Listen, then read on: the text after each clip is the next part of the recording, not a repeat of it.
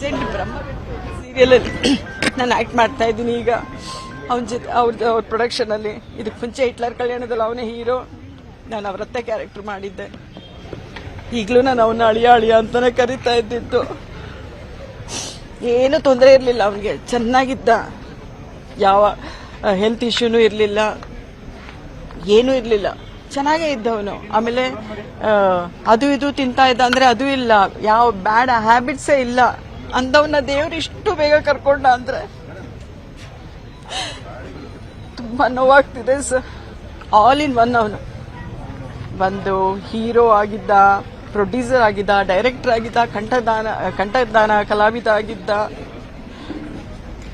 ಎಲ್ಲದರಲ್ಲೂ ಅವನು ಒಂದು ನಡೆಸ್ಕೊಂಡು ಒಂದು ದೊಡ್ಡ ಸಾಮ್ರಾಜ್ಯನ ಕಟ್ಕೊಂಡಿದ್ದ. ಒಂದು ಪ್ರೊಡಕ್ಷನ್ ಈಗ ದೊಡ್ಡ ಸಾಮ್ರಾಜ್ಯ ಕಟ್ಕೊಂಡು ಅದನ್ನ ನೋಡ್ಕೊಳ್ಳೋರು ಯಾರು ಇದ್ದಕ್ಕಿದ್ದಂಗೆ ಹಿಂಗೆ ಹೋಗ್ಬಿಟ್ರೆ ಅವನು.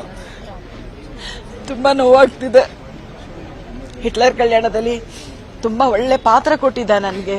ತುಂಬಾ ಎಂಜಾಯ್ ಮಾಡ್ತಿದ್ದ ಅವನು. ನನ್ನ ಪಾತ್ರ ನೋಡಿ ಎಂಜಾಯ್ ಮಾಡ್ತಿದ್ದ, ಖುಷಿ ಪಡ್ತಿದ್ದ.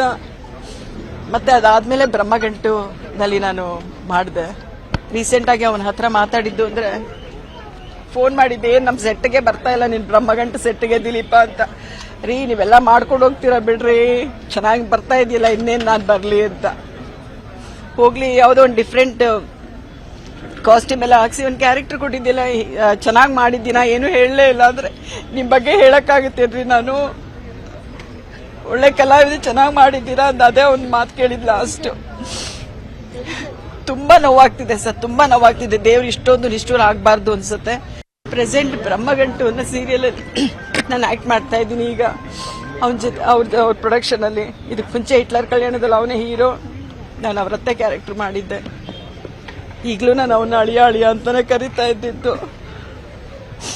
ಏನೂ ತೊಂದರೆ ಇರಲಿಲ್ಲ ಅವನಿಗೆ, ಚೆನ್ನಾಗಿದ್ದ, ಯಾವ ಹೆಲ್ತ್ ಇಶ್ಯೂನೂ ಇರಲಿಲ್ಲ, ಏನೂ ಇರಲಿಲ್ಲ, ಚೆನ್ನಾಗೇ ಇದ್ದವನು. ಆಮೇಲೆ